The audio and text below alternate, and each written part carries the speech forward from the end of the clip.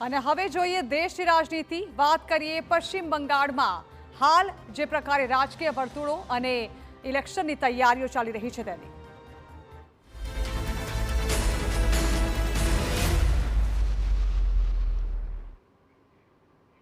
પશ્ચિમ બંગાળ વિધાનસભા ચૂંટણીને લઈને રાજકીય ગરમાવો ચરમસીમાએ છે. એક તરફ ભાજપે પોતાનો સંકલ્પ પત્ર જાહેર કરીને મોટા વાયદાઓ કર્યા છે અને બીજી તરફ મમતા બેનર્જીએ ભાજપ પર તીખો પ્રહાર કર્યો છે.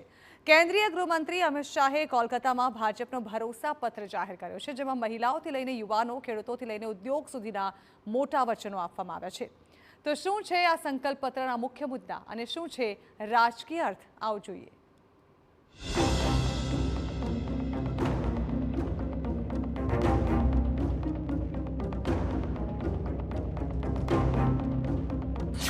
બંગાળમાં વચનોનો વરસાદ.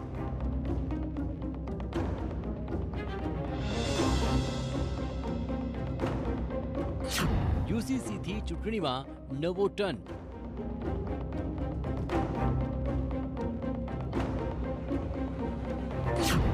મહિલા અને યુવા ફેક્ટરથી શું પરિણામ બદલાશે?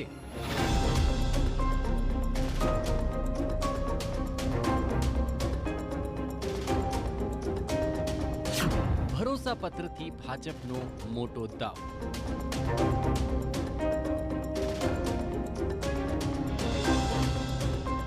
જ્યાં ભાજપે પશ્ચિમ બંગાળ માટે ચૂંટણી ઢંઢેરો ભરોસા પત્ર તરીકે રજૂ કર્યો છે.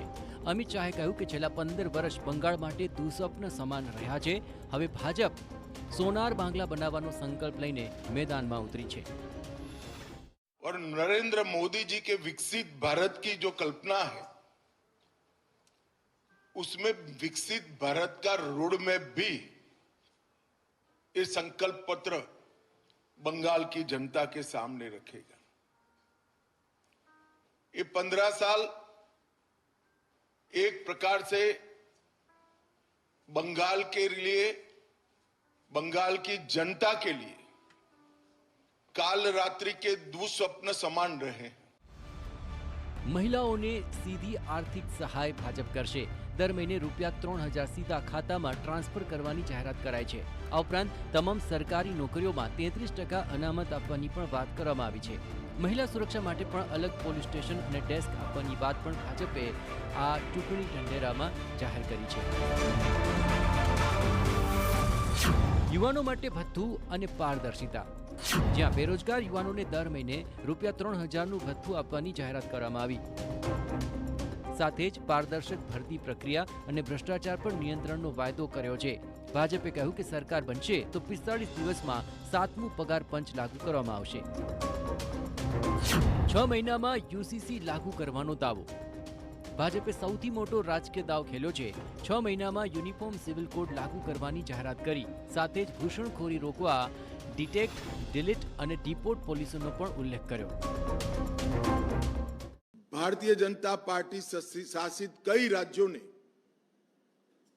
Common civil code, uniform civil code लागू किया है.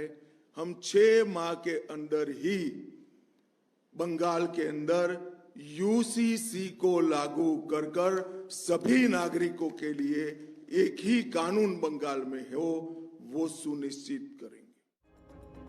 ઉદ્યોગ અને ઇન્ફ્રાસ્ટ્રક્ચર પર ફોકસ. 4 નવા ઇન્ડસ્ટ્રીયલ ટાઉનશીપ બનાવવાનો વાયદો ભાજપે કર્યો છે, જેમાં હલ્દિયા બંદરનો વિકાસ થશે. એમએસએમઈ માટે નવી નીતિની જાહેરાત કરાઈ છે. ખેડૂતો માટે રૂપિયા 3100 પ્રતિ ક્વિન્ટલ પાક ખરીદીનો પણ દાવો કર્યો છે.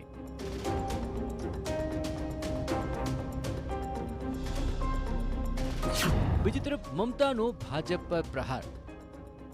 પશ્ચિમ બંગાળના મુખ્યમંત્રી મમતા બેનર્જીએ ભાજપ પર સીધો હુમલો કર્યો. તેમણે કહ્યું કે સાપ પર વિશ્વાસ કરી શકાય, પરંતુ ભાજપ પર નહીં, અને ભાજપ પર બહારથી લોકો લાવવાનો પણ આરોપ લગાવ્યો.